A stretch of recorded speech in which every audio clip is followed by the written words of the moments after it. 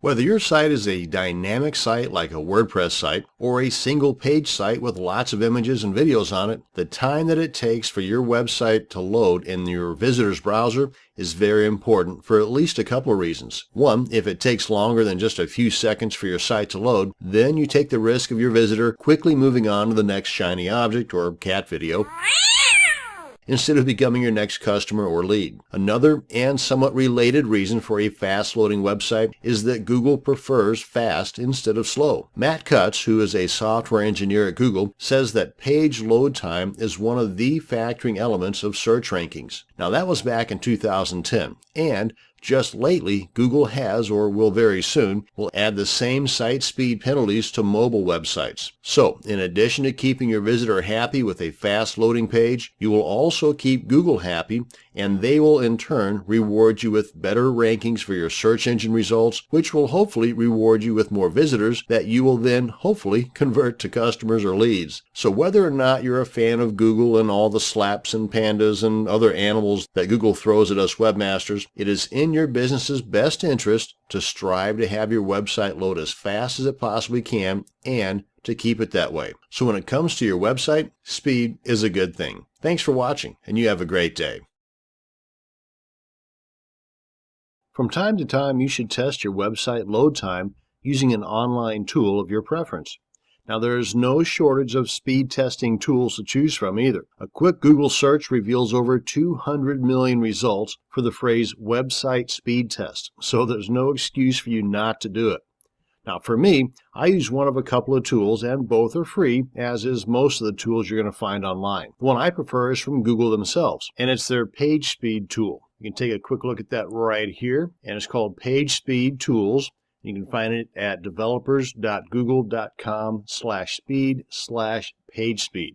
Now, there's a whole bunch of goodies on here you can play with, but the main thing would be going to analyze your site online, put in the URL of the page you want to test right here, click on Analyze, and bing, bang, boom, it's done. Another tool is from Yahoo developers, and it's called YSlow, and it's an add-on that you can put on to, I believe, just about every browser except Internet Explorer. They've got an add-on for Chrome, that's this little guy right up here. They've got another add-on for Firefox, and there's also one for Safari and Opera. But if you do not want to go through the hassle or potential browser slowdown of adding additional extensions or add-ons or plugins to your browser, then what you can do is go to a site called GTmetrix, and that's at gtmetrix.com, and pretty much the same thing. You put in the URL of the page you want to test here, and then it will go ahead and give you the speed results from both Google PageSpeed and the YSlow application. So you get the best of both worlds all at one place. So let's go ahead and do that now. Let's go on back to my test site here. Let's grab that URL. Come on back here to gtmetrix.com and paste that in there, and then click on Go. It'll go through and analyze the site. And depending upon how big your site is, will depend on how long this will take. Usually not very long, even at the biggest sites. And here we are. It gives you the summary of the page speed grade and the summary of the YSlow grade. And in both cases, I'm getting an A. Now, this should not be looked at as a typical grade. It should be one that you should strive for. But I want to tell you, though, that the site that I tested is a dummy site. There's really not a whole lot of content on there, and it's on a pretty darn good server as well. And just taking a quick look down the line here, it gives you a breakdown of the various elements that are tested and the scores that were presented for that particular element with page speed, YSlow, and you get the timeline and history. Now, with both the page speed and YSlow breakdown, if you click on each one of these links here, it'll give you a little bit more information regarding the areas that need improvement. And that's going to bring us to the end of this video on website speed test tools. Thanks for watching, and you have a great day. You should test the load times of your websites often, especially if you are regularly adding content, plugins, or testing new themes. Many tools you can use to run these load speed tests are free. One such tool is called YSlow. This video will give you a tour of YSlow and cover some of the major components that will help you get the most out of your site speed testing with this free tool. YSlow is from the development department of Yahoo. It's an add-on or plugin for many of the top browsers except Internet Explorer. Opera, Safari, Chrome, and Firefox. Initially, YSlow was developed for a Firefox developers plugin called Firebug. Now let's head on over to my Firefox and Chrome browsers and have a look. Now you can get the add-on or plugin installed on your browser one of a couple of different ways. I'm going to show you what I consider to be the easiest way, and that is to head on over to yslow.org. Now depending upon the browser you want to install it on, would depend on which one of these guys down here you want to pick. If you are a Firefox user, frankly, I would suggest getting Firefox, if nothing else, for this particular test. But if you're more of a Chrome or Opera or Safari person, then there you go. You just simply click on that particular link, and it will take you through the instructions on installing YSlow for that particular browser. Let's come on back here. Now I've already got the YSlow plugin or extension added to my Chrome browser. That's one we're looking at now. And over here on my Firefox browser, it's part of the Firebug plugin. So for here, you'd want to first install Firebug. It's installed pretty much the same way. You would go to Tools, go to Add-ons, do a search for Firebug, install it, and then come on over to yslow.org, click on Firefox, and then install or add the YSlow plugin. And at this point, I know it does say add to Firefox, but in actuality, you're adding it to the Firebug plugin that has already been added to your Firefox browser. Let's come on back here. Let's go ahead and explain a little bit about the YSlow tool. See, YSlow has developed 23 different testable rules. Actually, there's like 34 that they found, but of those, only 23 are actually testable, that are related to the optimum load time of a web page. And whenever you run the YSlow test on your particular web page, it compares what you have to the optimum way things should be, according to them anyway, and gives you a score based on the results of that test. For example, if we come on over to my site here, and again I'm on Firefox, and that is important too because the results that I found on Chrome differs from every other test run on the other browsers. So I prefer not to use Chrome for my YSlow operations. But if you're a diehard Chrome fan, you do have that option. But just be aware that the test results might be a little bit off. Okay, that said, I'm on Firefox and I'm on my site here. Come on up to the Firebug plugin up top here. Click on that and it opens up. Actually, by default, it's going to open up and look something like this. But the YSlow plugin or add-on to the Firebug plugin is over here close to the far right end. So you just click on that, come on down here, and you have the option to check that box to auto-run YSlow each time this web page is loaded. That's going to be a little bit more of a load on my server than what I want, and frankly, it's not necessary. To run the test, you simply click on Run Test. Another thing I want to point out too is that you've got these 4 tabs here: Home, Grade, Components, Stats, and Tools. You do not have the Tools option in the Chrome browser. Another reason not to use Chrome for this test. Another thing is that by default, you're going to be starting off on the rule set for YSlow v2. Rule set are those 23 testable rules. If we come on back here just for a second, scroll on down this page here, this gives you a list of those 23 testable rules. And if you click on each one of these, it'll take you to that particular part of the YSlow page that explains in detail what they're talking about for that particular rule. Let's head on back to our test here. And unless your website is like Huffington Post or CBS or something like that on a large scale, then really all you need is the rule set for a small site or blog. Now you can come in here and edit that and even create your own, because these are the default boxes that are checked, or the rules that are checked for the small site or blog, for the V1 Classic, or the full-blown YSlow. This one here has 23 of the 23 rules checked, Classic 13 of the 23, and the small site 15 of the 23. And if you want a new set or a customized set, maybe you want to run a set for every site that you have because every site that you have is created differently, then you have that ability. Click on New Set, it blanks them all out, check the ones that you want, and then come on down here a little bit more, save rule set as, give it a name, bada bing, bada boom, there you go. You have a new rule set over here to the right that will also show up here on this drop down. So I just want to make sure that all those boxes are checked for our small site or blog rule set. And we will now come on back over to our home, click on Run Test.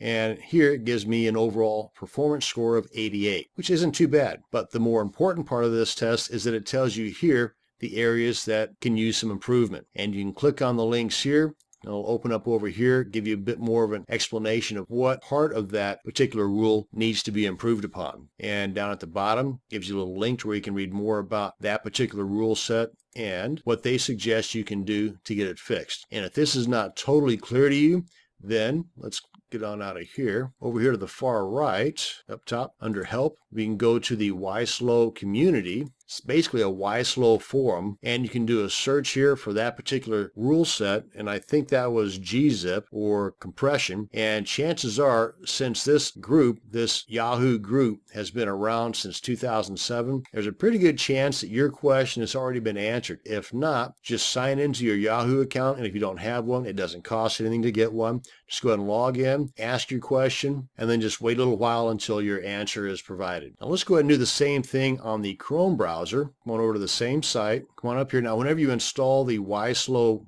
plugin on a Chrome browser, you're going to get this little icon up here in the top right area. Just click on that, squeeze this down so it shows up in the video here. As you can see here, this checkbox is something totally different than it was on Firefox. And again, you don't have the tools option up here, but everything else is pretty much the same. Go ahead and run this test. I think this test on the Firefox ran up with a 88 score. This one's a little more lenient. It gives me a 92. It gives me an A, where I believe on Firefox it was a B, and it's still set for the same rule set as it was on Firefox. Now, through my test, this same site on Opera and Safari provided exactly the same results as it did with Firefox. So the only one out of those 4 browsers that were tested that were different was the Chrome browser. So again, my money would not be on using Chrome for using the YSlow speed testing tool. And that's going to bring us to the end of this video on the YSlow site speed testing tool. Thanks for watching, and you have a great day.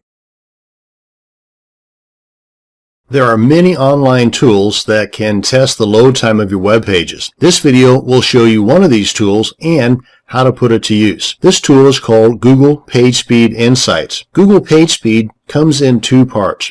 One part, the one this video will cover, is to analyze your web page speed and report to you the results along with suggestions on how to optimize those results. The other part, the PageSpeed service, is a service that will actually automate the optimization process of your web pages to meet the Google's web performance best practices. Google PageSpeed Analysis is a free tool that you can use either online or add it as a plugin or add-on to your Firefox or Chrome browsers, and I'll demonstrate that for you here in just a second. The online tool is actually the best because any updates that Google does to PageSpeed is first done to the online tool, and then later the browser plugins are updated. So for the latest and greatest, you might consider just sticking to the online tool. Now, the overall goal of optimizing your web pages, no matter what tools you're going to use, is to minimize the file size and to minimize the number of times that it takes your site to make a request to your site server, or GET as it's also called. What I mean by that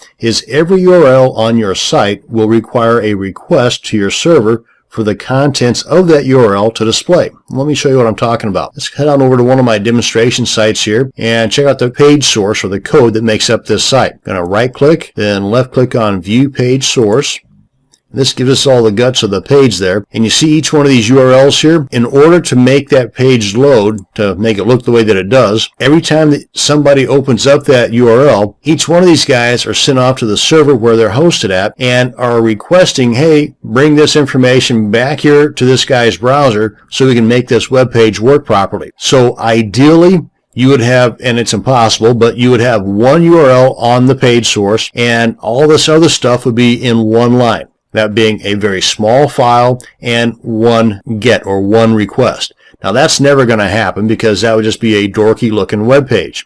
But that's what you're shooting for, to have the minimum number of requests and the smallest file size you can get overall. That includes images, videos, text, and everything. Let's go ahead and close this out here. Now, every time that your site makes a request to your server, it's also using bandwidth, which in some hosting packages, you are given a certain amount per month before additional charges begin. Even the unlimited bandwidth hosts have what's called fair use policies, which are usually not part of the advertising, by the way. So yeah, I know, It's hard to believe that a company would actually say one thing but mean something else. Okay, end of the commentary. When you have reached what is deemed as the limits of that fair use policy, your site can then be throttled back to a standstill or in some cases even be shut down. But my point here is that by reducing the number of requests to your server, you are also minimizing the bandwidth your site is using. So this goal is going to do a few things for you. Number one, it's going to speed up your web pages in your visitor's browser, and that's going to make them happy and much more closer to being a lead or a customer of yours. Number two, since Google uses the speed that your web pages load as part of their ranking process of its search results, you stand a far better chance of landing on page one of those search results, which will in turn bring you more free traffic and more of those potentially paying customers. And number three, reduce your overall bandwidth usage, which can save you money. Okay, now that we've touched on the what and the why of using Google's PageSpeed Insights tool, let's get to the how. Now right now I'm on my Chrome browser, and if we head on over to developers.google.com/speed, that's going to bring us to the PageSpeed page, and on this page is quite a few items related to the PageSpeed service. The one we're going to be dealing with here or diving more into is the PageSpeed Insights. One thing I want to point out, if you scroll down close to the bottom here, this link here will take you to the Performance Best Practices, which is basically a set of rules that Google uses to determine the optimum page speed of a particular website or web page. And that's what these guys are testing here under the PageSpeed Insights. Let's go ahead and click on this guy here. Oh, and by the way, while I'm here on this page, over here on the left, if you click on Community, and then click on PageSpeed Insights here under the group name, this takes you to kind of like a forum or a Google group of page insights. So any questions that you have that you just can't find the answer to by maybe using the Google search tool, head on over here, sign in if you haven't already, and either do a search here for your answer or go ahead and post your question in here, and in no time at all, you're going to get results. So this is definitely a page you might want to be bookmarking. Okay, so that's that. Come on back here, and click on Analyze with PageSpeed Insights. And right here is the online tool I was referring to, and I'll show you the add-on or the plugin section here in just a second. Let's go ahead and test my site. Copy the URL, paste it right in here, click on Analyze. And it's going to do a couple of things for us here. And this is not done with the plugin. So again, another reason behind using the online tool versus the plugin or the add-on or extension, whatever you want to call it. But it gives you a test for both a mobile version of your site or how your site looks on a mobile device, as well as how it will test or look on a desktop. And of course, the higher the number, the better your site is ranking. And you want to get the highest number possible, that being 100. But over here under the suggestion summary, you've got three colors, red, yellow, and green. The red is the items that you really want to pay attention to and try to fix as soon as possible. The yellow, it's okay. If you've got time and it's not that big of a deal, go ahead and put some effort into fixing it. And then the greens, you got those perfect. Don't worry about those. And if you scroll down to the bottom here, you got the little color code that explains pretty much what I just told you. But under each one of these items is a link to learn more about that particular item. Gives you a little description here. Your page has 2 blocking script resources and 3 blocking CSS resources. What the heck does that mean? Click on Learn More. And each one of these links here will take you to a page that will explain more in detail about that particular element and how you can better optimize that element, which overall will better optimize your entire page. And you can see they're going to be a little bit different for the mobile versus the desktop. So that's the online tool. Let's go ahead and head over to my Firefox browser and check out the plugin version of this. And on the same page, that's the developers.google.com/speed. The link over here called Analyze with Chrome and Firefox. Just click on that link. And you've got the 2 options here. And as it says right here, the online version is pretty much a better bet. But if you want, you can install the Firefox extension. Or if you're on the Chrome browser, you can do that as well here. Let's go ahead and install the Firefox extension. And what this does actually is it installs an extension to the Firebug web development tool. So technically you have to have the Firebug web development tool already installed, which I do. And let's go ahead and restart now. And you can get to the Firebug/PageSpeed extension a couple of ways. Mine is right up here in the top right corner. I can just click on that and it opens it up to the page speed tab of the Firebug tool. All this here is part of the Firebug tool. Or, let me go ahead and close this out here. Go to the page that you want to test, and anywhere on the page, just right click. Okay, you can't see. Let's go up here and right click. Left click on Inspect Element with Firebug, and then right up here you've got the various tabs. This is the Firebug toolbar. Just click on Page Speed, and here we are. And here you've got some resources. You've got the help. You can analyze either the entire page or certain elements of the page, and you've got some additional information down here. Let's go ahead and click on Analyze Performance just to kind of give you a comparison between this one and the online tool. As you can see, there's nothing on here, currently anyway, about the mobile device. This is all just desktop versions. But like the online tool, each one of these are links that you can click on for additional information related to that particular item. And in most cases, recommendations on what you can do to better optimize that item. And that's a rundown on the PageSpeed Insights tool and a little bit of an overview of other elements of the PageSpeed service. And that's going to bring us to the end of this video. Thanks for watching, and you have a great day.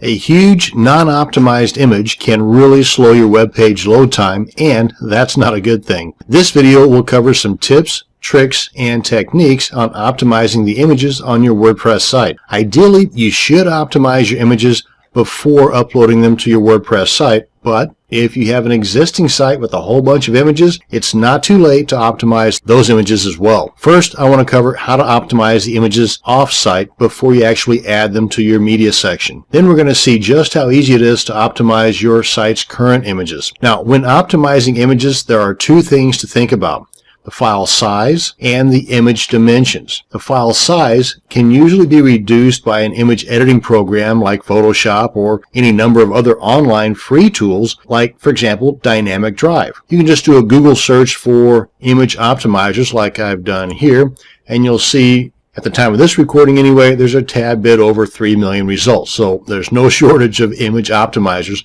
most of which are going to be free. Let me demonstrate the use of one of these, this guy right here, the Dynamic Drive Image Optimizer, by heading over to dynamicdrive.com. You can see they got a ton of tools here. The one we're going to be looking at is this guy right here, Image Optimizer. Let's click on that. And you have a limit of 2.86 megabytes in file size, which, by the way, is a huge image. What I'm going to be demonstrating is about 1.5 meg, so it's still pretty fat. As a matter of fact, that's this guy right here. And this guy right here is about 3,000 pixels wide, and it's being scrunched down to about 600 pixels wide through the use of WordPress. So you're really taxing the use of WordPress and your visitor's browser if you do something like this, like a lot of people do. They'll upload a huge image into their WordPress media section, and then knowing that WordPress can scrunch it all down for them, they'll leave it at that. Well, it still has to load that full 3,000 pixel width image into your visitor's browser before it scrunches it down. So again, it's adding that extra load time,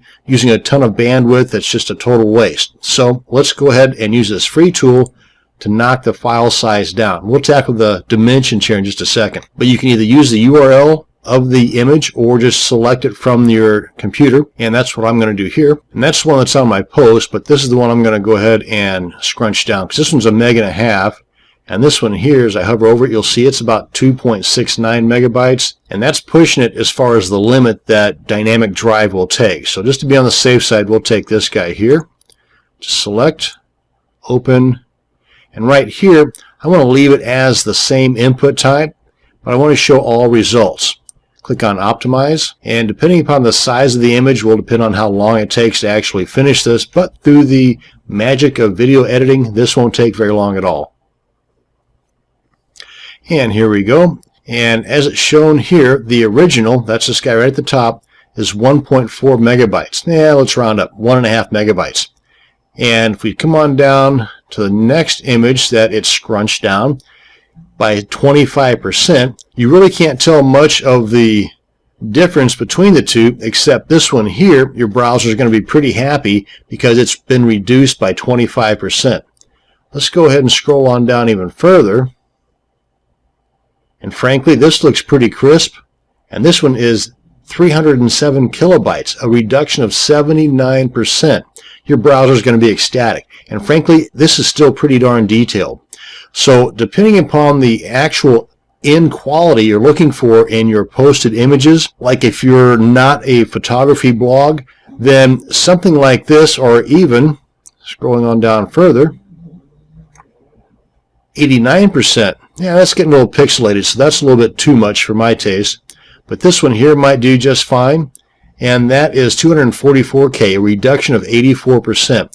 So anyway, you can see that with this free online tool, you've got a host of different ranges that you can work with that will reduce your file size immensely. And not only are you reducing the load time, but also you're saving a ton of bandwidth, which in some cases can equate to a savings of money at the end of each month. Okay, so that's the file size. As far as the actual image dimensions, it really should not be left up to WordPress to do the reduction for you if you can do it off-site, and you can. For example, right here, depending upon your theme, the maximum width of your content area may be somewhere between 600 pixels, which is about the case with this one, to maybe 900, even 1,000 pixels in width if you're not using a sidebar. So having an image 3,000 pixels wide is just a waste, because again, the entire image, the entire original image, has to be loaded into your visitor's browser before WordPress can go to work at reducing it to the size that will fit into the content area of that particular theme. So reduce the size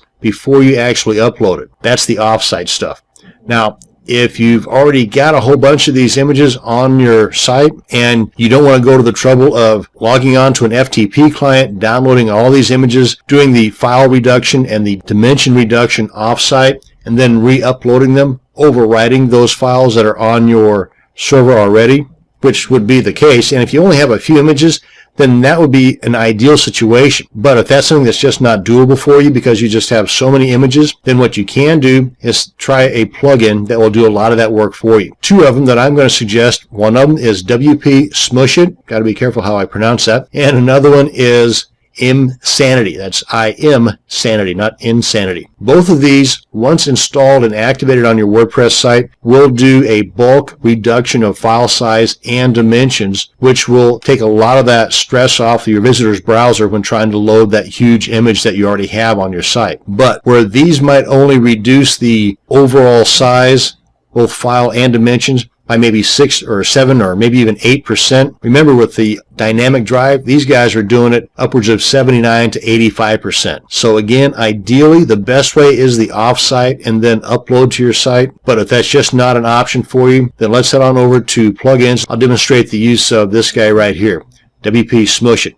Now, they both do the same thing as far as bulk reduction, but with WP Smush It, it does have a limit of 1 megabyte. So if you have a lot of images that are in excess of 1 megabyte, then you might want to try Imsanity. Let's go ahead and install this guy right here by going to the dashboard of our WordPress site, come up to Plugins, go to Add New, type in here WP Smush It, click on Search Plugins, check out the details if you want to, or just click on Install Now. Click on OK. Click on Activate. And here it is right here. Now you come on up here to the media link, and right here you've got Bulk Smush It, or you can just come into the library if you want to do just 1 or 2 images by activating that plugin. Over here on the far right of each one of your images, you have a new option called Smush It. And if there's no savings, then it'll tell you right here. Or if you want to just try to smush it even further, then you have that option. And you can see here that these two are in excess of the limitation that Smush It has, so you're not able to use that. And by the way, WP Smush It is part of the Yahoo developer tool Smush It. So if you are familiar with using the Yahoo tool Smush It, then you're kind of familiar with how this works. Same process. But let's head on back over here to Bulk Smush It. Just click on that. Just read this stuff here. And by the way, it's a good idea before you do any of this stuff, whether you're using WP Smush It or Imsanity, that before you run the images through that plugin, you want to do a full backup of both your files and your database. That way, in case you're not happy with the end result after you do the reduction in file size and dimensions, then you can just nix the whole thing, reinstall things from your backup, and you're back to where you were before you installed the plugin. Let's go ahead and run all images through WP Smush It right now. Let's click that. And of course, depending upon how many images you have, will depend on how long this takes. And you can see here the reduction size in percentage-wise is nothing compared to that of the dynamic drive option, but still, every little bit helps. And that's an example of how you can do an on-site reduction versus the off-site reduction. But from this point on, you should always try to do the off-site reduction first before you upload the images to your site. That's going to bring us to the end of this video on optimizing images for your WordPress site. Thanks for watching, and you have a great day. This video will detail some easy-to-follow ways to increase the speed that it takes for your homepage to load in the browsers. Now, if your blog posts contain images, then the first thing that you want to consider is optimizing those images that are currently on your site. Now, you can do this with the help of plugins like EWWW Image Optimizer or Lazy Load or Hammy. All of these can be found in the WordPress.org plugin directory. Just go to WordPress.org, go to plugins, and then do a search for that particular plugin. Or just do a Google search for WordPress Image Optimizers, and you'll have several to choose from. Now, if your homepage has a lot of image icons that link to like social media sites or background images or other images that show up on any and all of your pages, then you might want to have what are called CSS image sprites generated and put to use instead of having each individual image called on each time a page of your site is loaded into your visitor's browser. The load time speed is not increased that much by using sprites, but if your site generates a lot of traffic, then using sprites will majorly reduce the bandwidth usage. Now, to learn more about sprites, you can just simply Google CSS sprites or CSS sprite tutorials, or check out sites like SpriteCow.com or CSSsprites.com or SpriteMe.org. Okay, now that you have your awesome images all nice and optimized, you should consider using the More tag on all of your posts. For example, if we take a look at my post here, and I've got a ton of text, I've got pictures and videos, and this is all just one post, by the way. And if you have, say, 10 to 15 or 20 posts set up to show on your homepage, then your visitor's browser will be loading all that stuff each and every time that they go to your site. And that's just using a ton of your server's bandwidth and taking a lot of time to fully load in your visitor's browser when it doesn't have to. So let's take a look at the post editor and use that More tag that I was referring to. So right here is that particular post with all the images and the videos and the text. And if right up here, say somewhere in an area of the beginning of that post, you can kind of cut things off to where it might entice the visitor to click on the link to go to the rest of that post, kind of like a cliffhanger at the end of a TV show to get you to come back next week to watch the rest of it. With that thought in mind, let's say right here, I put my cursor, come on up here, and this is the More tag right here. Just click on that. Now let's go ahead and update. So now, instead of having all the text, all the images, all of that stuff showing up on the home page, it's still going to show up on the actual post page. That's not affecting the post page at all. But if we come back here to the home page and refresh, come on back up here to the top, you can see that that one post that had all the images, the videos, and that ton of text has just these 4 lines and a link here that says continue reading. Now all this is customizable. You can put whatever you want in here, and you can put that link anywhere in that post. If you want to have that first image or that first video to show up on the home page, then move that More tag down below that. But imagine if you had something like this on each one of these posts, your front page or your home page would load in seconds, maybe even 1 second. Another thing is the number of posts that are showing up on your home page. Let's check that out. So you can reduce that too by coming over to Settings, go to Reading, maybe adjust the blog pages show at most to say 5. That way there's only 5 posts that show up on the home page, and then your home page will load lickety-split. And you can have, let's go ahead and save this real quick. Okay, so now we've got the settings saved. Let's come on back over to our home page, refresh. And you see how that went from a little bitty dinky thing to a much bigger scroller? Well, that's because we don't have all those tons of posts on here. We only have 5 of them. And if we come down to the very bottom, you can see this link right here. And of course, this is theme specific. Depending upon how your theme is set up, it may look a little bit different. This is the default 2013 theme. But if we click on this, it'll then show more posts. And if you do have a sidebar over here, You might have something over here for most recent posts or categories that will further help your visitors navigate through your site. The key thing, though, is to increase the speed at which your homepage loads, and you do that by minimizing the amount of stuff that you got on your homepage. And speaking of stuff, you might consider the overall design of your site or theme. If you got a whole bunch of stuff going on in the sidebars and pop-ups and flyouts and other gizmos that you're using to try and gather leads or opt-ins or sell affiliate products or AdSense ads, you might take a long, hard look at scaling some of that stuff back, especially if you find that a particular item is not working. Again, every little tidbit on your homepage will affect the load time in your visitor's browser. So if it's not doing you any good, get it out of there. Now, lastly, if you're using a bunch of plugins on your WordPress site, you should check out a particular plugin called P3, or Plugin Performance Profiler. And what this does is just like it says here, it sees which plugins are slowing down your site. It puts together a report for you, and it makes it a lot easier for you to make a more informed decision on, do you really need that plugin to do that particular thing? Because you can now see how it's affecting the load time of your site. And that's going to bring us to the end of this video on optimizing your WordPress homepage. Thanks for watching, and you have a great day. Your WordPress site is written in a code language called PHP and uses a database to keep everything organized, like your usernames, your post revisions, and a whole lot of other stuff you really don't think about whenever you sit down to write a post. Now, just like whenever you drive your car on a regular basis, well, every now and then you get a tune-up on your car so that it continues to run at its best and gets the best gas mileage. Well, your WordPress site also needs a tune-up on the database every now and then to keep your site running at its best and loading in your visitor's browser as fast as possible. Well, this video is going to show you how to do a basic tune-up or optimize your WordPress database. Now, I'm going to show you two different ways to do this. One is going to actually get your hands dirty, so to speak, by going into your PHP My Admin or your database and manually optimizing your database.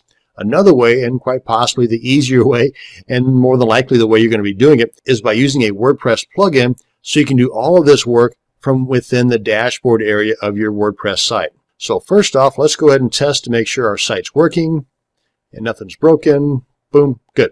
Now, it's also a good idea before you start poking around with codes and databases and adding plugins you're not familiar with to do a full site backup. That includes your files and the database. So, assuming we've already done that, let's go ahead and log into our cPanel control panel. Scroll on down until you get to the PHP My Admin section, which is in the database area. Click on that. And if you have several WordPress sites, you'll probably have several databases. Just select the one that you want to optimize, and quite frankly, I'd say go ahead and optimize every one of them, but I only have the one here, so I'm going to select that, and it's going to show us all the tables within that database. Now, depending upon how your site is set up, this being just a test or dummy site, there's not a lot going on here. You may even have closer to 40 or 50 different tables in your database. But over here on the far right corner, this column that says overhead, this is the column that needs to be cleared out. And as you can see, there's no overhead on my site, but if your site is heavily used, chances are you might have a lot of numbers over here. And what you want to do is select the tables that have the numbers in the overhead column, or if you do have any overhead, then you'll have a link down here, kind of like right where a data dictionary link is, and this link will say check tables having overhead. You just click on that link, and boom, it'll automatically check all the tables that have the overhead in this column. Then once those tables are checked, come over here to the drop-down arrow, click on Optimize Table, and you are good to go. Within a split second, all those tables, all that overhead will be eliminated, and you'll have an optimized database. At this point, go ahead and do another backup to kind of get rid of the other backup that you just did, because this one is now fully optimized. And to do a quick backup, just click on Export. The default settings are just fine for what we're doing. Click on Go. Navigate to the folder or the location on your computer where you want to send the backup to, and then just click on Save. So that's how you can do it the manual way. As far as the easier way, the more automatic way, if you will, it's by using a plugin called WP-DB Manager. And you can find this at wordpress.org/plugins/WP-DB Manager. I'm going to go ahead and install this now, kind of demonstrate the whole process here. So let's go to our dashboard area where our plugins are at. And if you're not currently logged in, then you'll probably get a box that pops up here that'll ask for your WordPress login credentials, your username and your password. And then come over to Plugins, click on Add New, type in here, or as in my case, paste, WP-DB Manager, click on Search Plugins. And if you want to learn more about it, just check out the details here or head on over to the WordPress.org page here. But we're just going to go ahead and install it now. Click on OK. Then once it's installed, you want to click on Activate Plugin. And more than likely, you'll get this same error message that I just did. Let's go ahead and take care of this right now. It says we got us a .htaccess file in this folder right here that actually needs to be moved to this folder right here. So you want to open up either your cPanel control panel or your FTP client. So since I've already got my cPanel control panel open, let's do that. Come on up here to our file manager and open this guy up here. And that's the directory that we want to move that .htaccess file to. But we got to get it first. And it's in the plugins directory in the WP-DB Manager directory. Open that up. And here it is. So I want to move this into that other directory. And here's one way you can do that. Over here on the left, let's go ahead and open up till we get to that directory. Right here it is. I'm going to just left click, hold, and drag it on over there. And it's gone out of here. Let's open up that directory to see that it's in here. Now here's the kicker. This needs to be a .htaccess file. Right now it's an htaccess.txt. No problem. We're going to rename that. Just select this, right click, left click on rename. And I'm just going to delete that .txt. And at the beginning, put the dot. Simple Simon. Click on rename file. Now it's a .htaccess file. Let's come on back here, refresh our page, and that's going to be gone. Hopefully. Because that's the thing, though. It's in that error box there. It doesn't say anything about changing the htaccess.txt file into a .htaccess file. I guess they figure you already know that. Well, you know that now. Okay, so now once that's all done, we can come over here to the database link on the left sidebar. Click on Database at the top. And this is basically what we just saw over at PHPMyAdmin. So if you have any overhead, the numbers are going to be shown right there. Backup, this is how we can manually do it from within our WordPress site. We just come on down here, click on Backup, and that's where it's going to put it at, that same directory we just moved that htaccess file to. Click on Backup, done. Now, if you want to manage those backups that you've been doing, either manually or automatic, and I'll get to the automatic part here in a second, then you can either just select the backup and email it to yourself, download it to your computer, or if you've had a problem with your site as a result of a messed up database, select the last working database you have, click on Restore, bing, bang, boom, you're good to go. Now then, if you find that there are items that require optimization, like that overhead stuff, come over here and check out the tables that you want to be optimized. Now, I'd say go ahead and check yes on all these.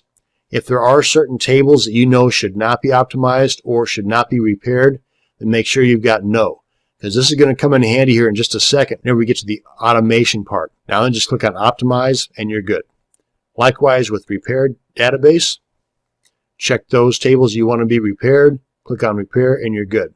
Now if you want to get rid of a table or clean it out, select the table and either clean it out or get rid of it altogether. And if you're familiar enough with the database to be able to run SQL queries, then you have that option to do that right inside of your WordPress site right here. Now under DB options, this is where you can get all things done automatically. Most of the time the default settings are just fine. And you just come on down here and set this up the way that you want this. If you want the automatic backup of the database to be done once a week, once a month, once a day. This depends a lot on the activity that takes place within your WordPress site. Likewise with optimizing, how often do you want that? Repairing, how often do you want that?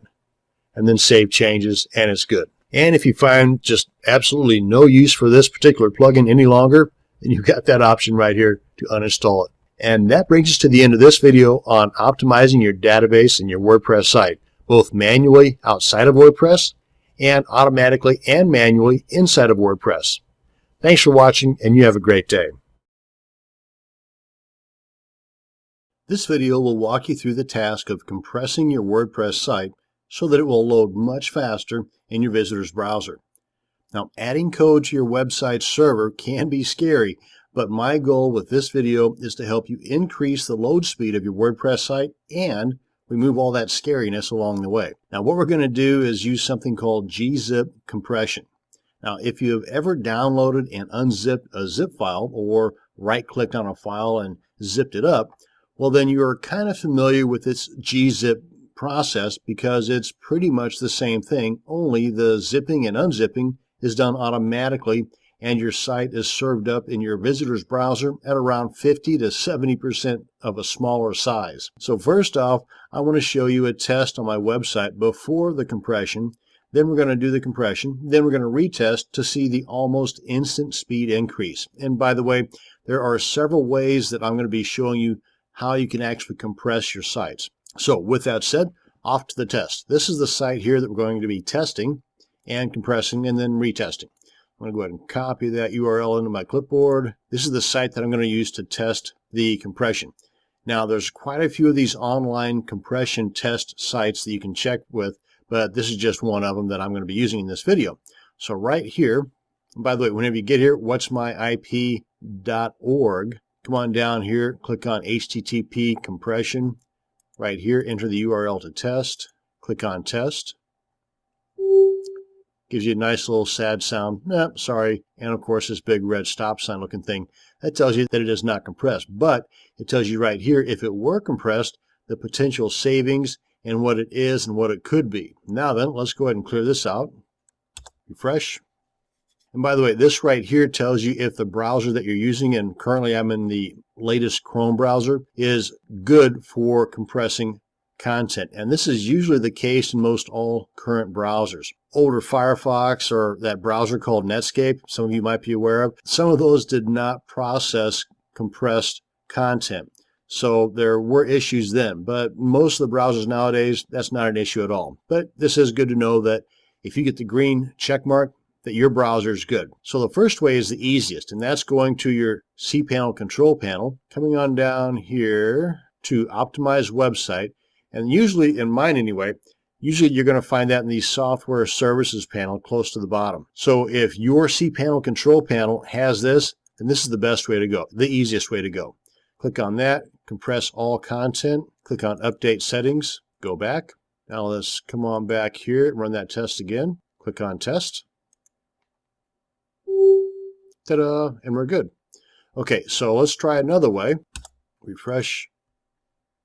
Come on back here and let's disable this again. Because what if you do not have cPanel, or what if you do have cPanel but you don't have the optimized website option on your cPanel? Then you want to hunt down your htaccess. Actually, it's called the .htaccess file. And while I'm here, let's go ahead and go to the file manager. You can do the same thing through your FTP client. Now let's go ahead and right click and go to edit or code edit, either way. Actually, let's go to code edit because that puts the numbers on the lines here. And this pops up here because this is a WordPress site and I've used the permalinks feature. Let's go ahead and put my cursor right there. Let's take a look at some of the code options that we have to work with here. Now, a quick history. There are two different types of gzip for your Apache server. And this is something that's beyond your control. Usually this is only going to be done through your hosting account. So what I would suggest first and foremost is go ahead and contact your hosting account, whether it's HostGator, Liquid Web, whoever, and ask them if they have gzip enabled on the server, and if they do, which one. Is it mod_gzip or is it mod_deflate? And of course, if they don't have it enabled, either one, then go ahead and ask them to enable it and to let you know which one and what is the code they suggest you use in your .htaccess file. Let's go ahead and try this one here because I believe that on this particular hosting account, it is mod_deflate. And I've got these two codes here. Both of these will work for the mod_deflate, and then down here, I've got a code right here that will work for the mod_gzip. And you can kind of tell that this one is mod_gzip, and this one here has got the deflate in there all over the place, and this one here is mod deflate. So these two will work if it's mod deflate. So let's go ahead and just copy all this in here and just paste that at the end. Okay, that didn't work out right. Let's undo that. Control Z will undo that. And let's go ahead and format, take that off.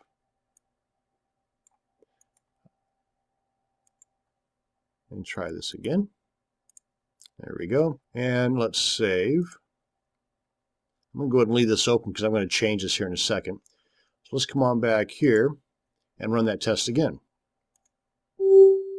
Okay, so that one works. So that's two ways that you can add the gzip compression to your site. One way you have control over it, and that's using the cPanel control panel and the optimized website option.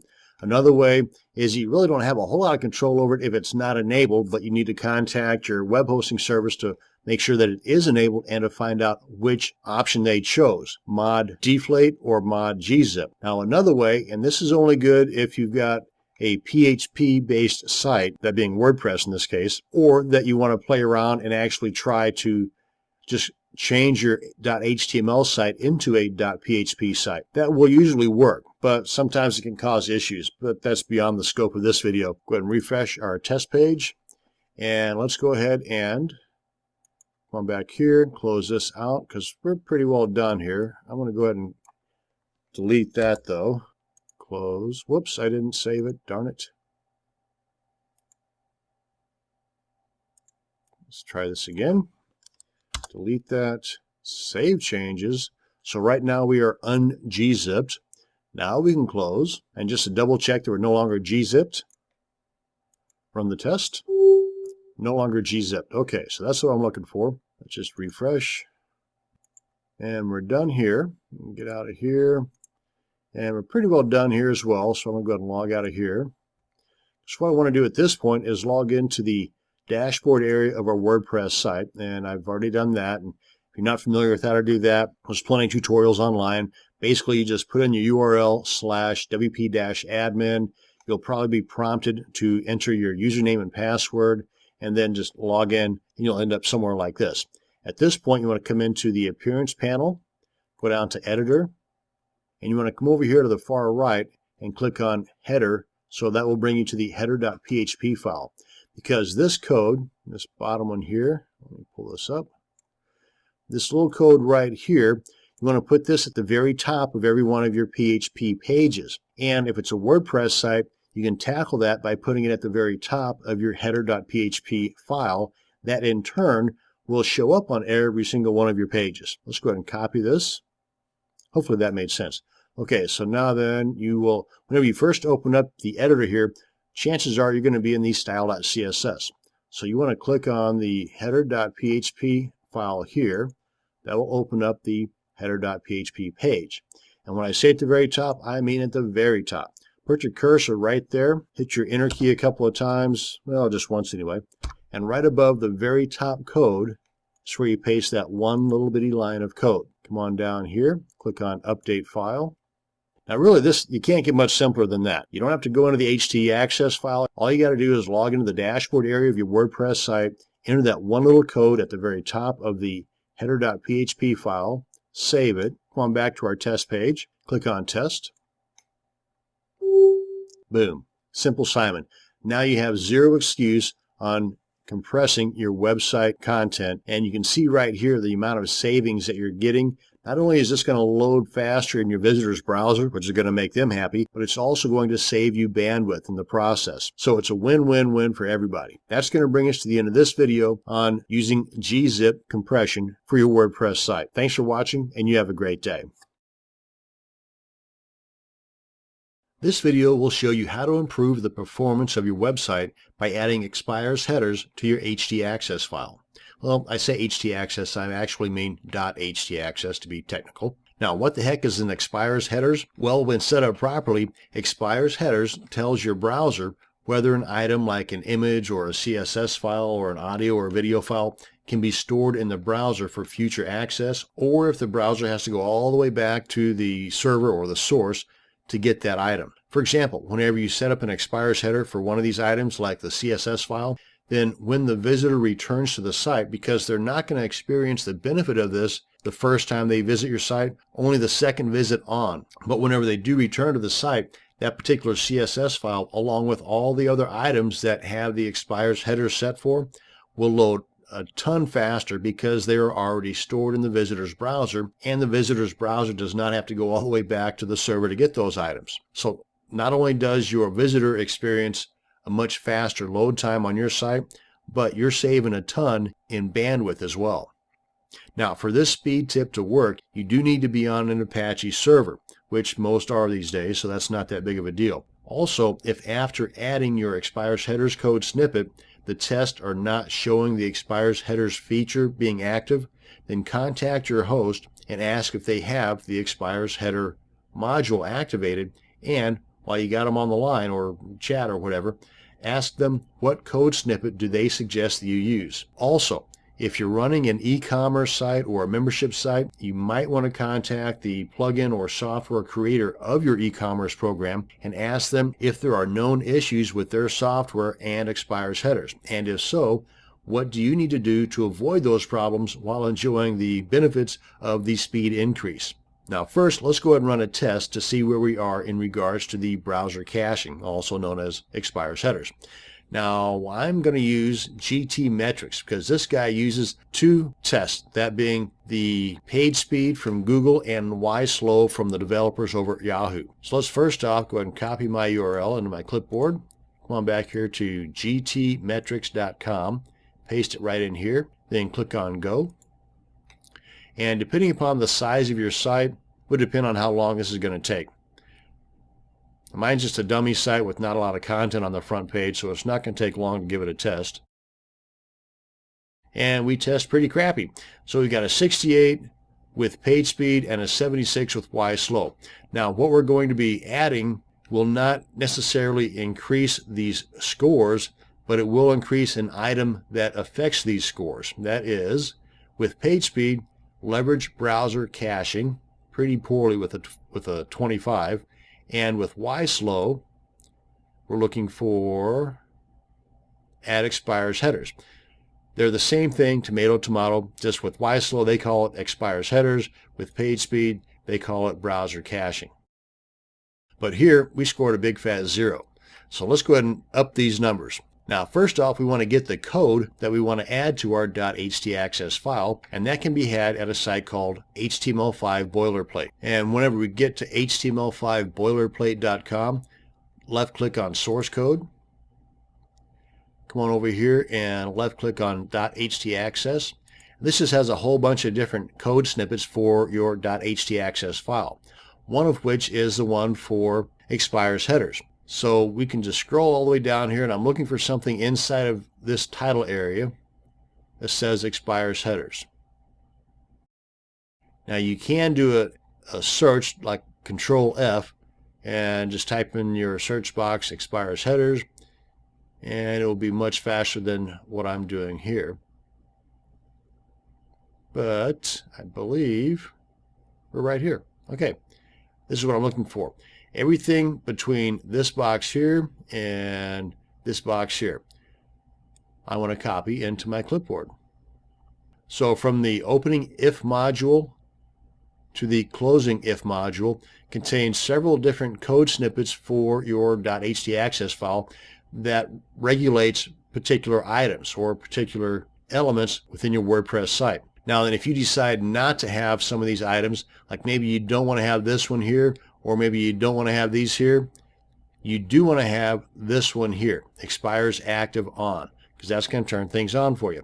Let's go ahead and right click and copy this. Now once you've got this copied, you want to head on over to your cPanel control panel. I've already logged in here, and then go to your file manager, just left click on that, and you want to look for the .htaccess file in the root directory of your WordPress install. Select it, and then right click, and then left click on code edit, or select it and come on up here and left click on code editor. Either way, you'll end up at the same spot. And the big difference between code editor and editor is that with code editor you got these numbers over here. And paste that code in here, and there we are. Now then, again, you want to make sure that this is included. You might decide not to have this guy in there. Totally up to you. I would say leave it in there, and if it doesn't cause problems, then you're good to go. Now, to further explain this, if we come on down here under Media, let's say under Images that you've got a cat image on your WordPress site, and for some odd reason, you all of a sudden do not like cats. You want to change that image to a dog. Now then, if you have this set for, let's say, 1 year, then your visitor, upon the first visit to your site, will get that cat image in their browser. Boom, it's stored there for the next year. And 2 months down the line, you've changed that image to a dog. Now then, if you do not change the name of that image, then every time that visitor comes back to your site, they're not going to see the beauty of the dog. They're only going to see that cat image until this guy expires, or until they clear their browser cache, which they can do by holding the control key down and hitting their F5 key. So if you do add images or any content, make sure that you're doing so with a new name. Make sure that that content has a different name than an original or an existing element. Otherwise, your visitor, whenever they visit your site, will only get the item in the cache. And one thing on this that I do not like is this guy right here, the favicon. The favicon, by the way, is this little image right up here. That's the favicon. That, for me anyway, never changes. If I'm going to put one up, it's going to stay there for as long as I have that particular domain. So having this at 1 week is silly to me. That should be forever, but I don't think there is a forever, so I'm going to go ahead and go with a year. So any changes you make here, come on up here, click on Save Changes. We're done here. We're going to close this guy out. We're done here. We're going to close this out. And let's come on back here. And remember, for the why slow, we've got a fat 0. And for the page speed, we had 25. Let's go ahead and rerun this test.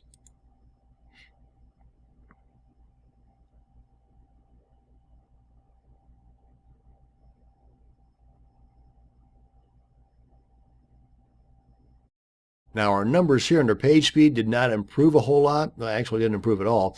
They did over here under Y slow. So you can see with Y slow, they do have a lot more emphasis on the benefits of adding expires headers. As a matter of fact, if we come on down here, now we're under page speed, and where are we at here?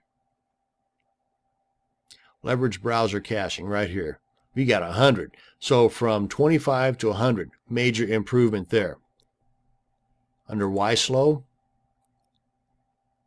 add expires header from, what was it, 0 to 89, another major improvement. Now that's doing things manually. There's another way, and that is by adding a plugin called Auto Optimize or Auto Optimize, or however you pronounce that. This is a plugin that pretty much does the same exact thing. I myself would rather have a limited number of plugins on my WordPress site, because the more plugins that you have, the more load you have on resources, and in some cases, what little speed improvements you have from the plugin can be eaten up by the number of resources that's being used on your server. So this is totally up to you, however you want to go. Myself, I'd much rather hard code if possible, and by doing what I just showed you, you're not adding any additional plugins, and it works just fine. But if you don't want to get your hands dirty by going into your .htaccess file, and that's the case with a lot of folks, they just are just terrified of getting into the code thing. If that's the case, here's a plugin that will help you out immensely. And that's going to bring us to the end of this video on adding expires headers to leverage browser caching. Thanks for watching, and you have a great day. This video is going to walk you through the basic setup of the W3 Total Cache plugin. Now I say basic setup because there's a bunch of various settings you can tweak in order to get an even faster and more efficient loading WordPress site. But even with just the basics that we're going to be covering, there's a huge speed increase of your site's load time. Let me go ahead and show you first off by running a test of our site. We come over here to our site, and I'm going to go ahead and just copy the URL into my clipboard. Come on over here to gtmetrics.com, and this site does a test of 2 different programs. One program from Google called PageSpeed, another program from the developers at Yahoo called YSlow. Let's go ahead and paste our URL in here, click on Go, and depending upon the size of your site, the amount of plugins and all that kind of stuff will depend on how long this is going to take. But this being a dummy site, it's not going to take long at all. There we are. Not very impressive numbers, but that's about to change. Now, we're going to go ahead and install, activate, and configure just the basics of our W3 Total Cache plugin.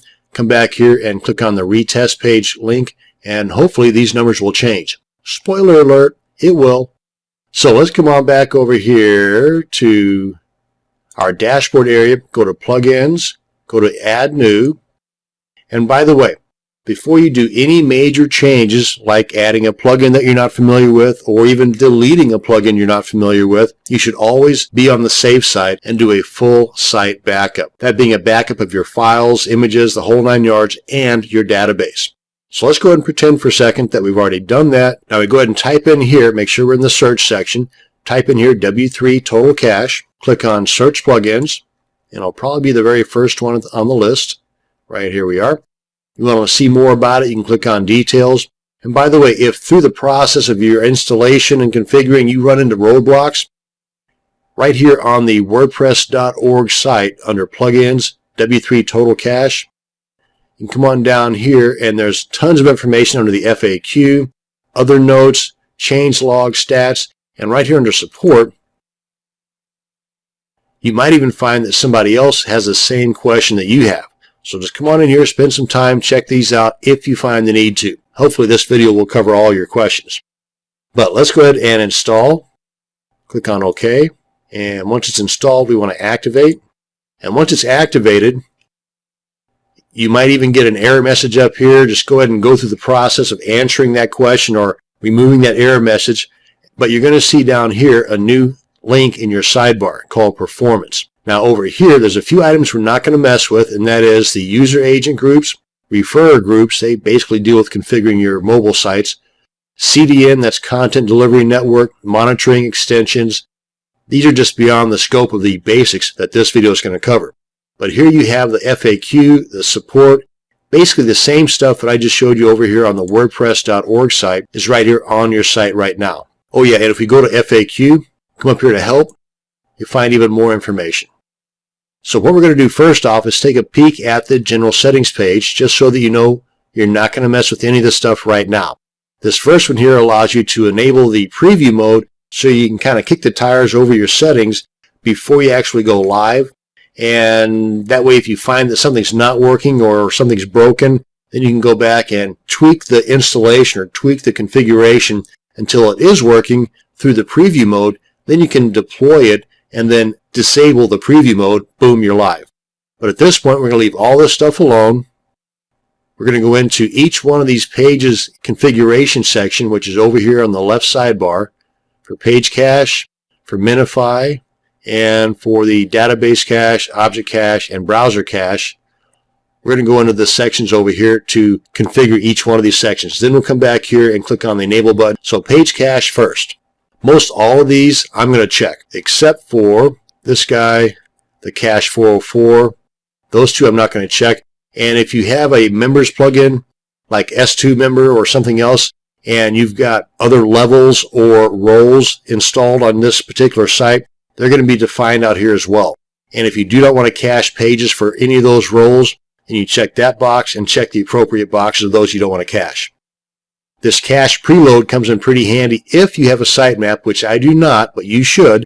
But this is a dummy test site, so I don't have a sitemap installed. But this allows your visitor's first time visit to your site to be a little bit quicker if you have these items checked and the sitemap URL installed here. Purge policy, the defaults are fine, advanced is fine, and save all settings. Any changes you make sure that you click on Save All Settings. So that's the page cache. Let's go to Minify. And if I'm going a little bit faster, well, just pause the video, rewind, just absorb it as much as you can, because I can, in fact, spend 30 minutes going over all these details, but I'm trying not to. So rewrite URL structure. Leave that checked. HTML, check the top line. JS Minify, make sure that's checked. Make sure CSS Minify is checked. The advanced section is fine by default. Click on Save All Settings. Database and object cache, there's really nothing here, but I just want to show you that you can go in here and configure this further if you'd like. If you do make any changes, click on Save All Settings. Likewise with object cache, there's even less to change, but if you do make any changes, Save all settings. Browser cache, the last one we're going to work with. I go in here and check all these boxes except the one for 404. This one here. So I check all those boxes, and then the rest of these are checked by default. Just to make sure they are all checked, click on Save All Settings. Now that we've got all those items configured, we now come back to the General Settings page and enable them. Enable.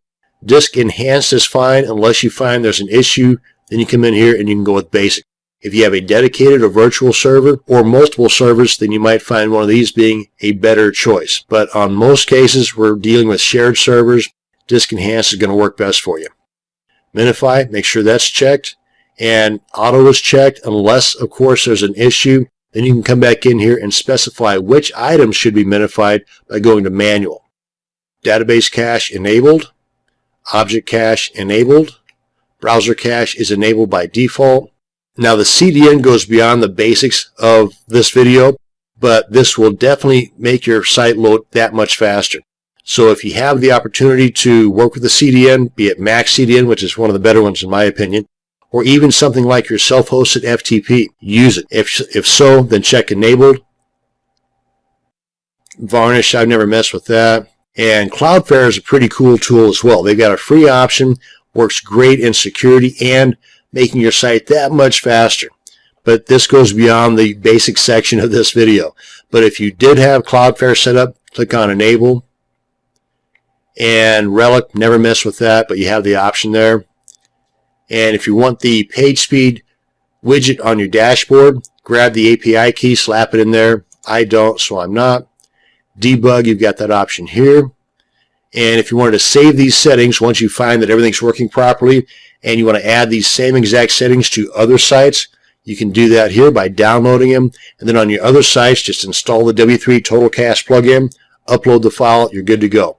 And if you want to clear everything out, go from scratch, just click on this button right here, and it won't uninstall W3 Total Cache, but it will bring it back to as if you just installed it. Click on Save All Settings. Okay, I think that's dealing with our permalinks. I thought I had that taken care of, but let's come on over to Settings here. Go to Permalinks. I thought I had that, but let's go ahead. Make sure we got custom structure in there. Click on Save Changes. Let's go back into our Performance, General Settings, and see if that red notice is gone. Okay, we're good. Click on Empty Page Cache. And again, if you wanted to kick the tires first, you can click on Enable. That enables the preview mode. Then once you've checked everything out, you can click on Deploy. As it says up here, it ain't going to work until you disable the preview mode. Now then, let's go retest.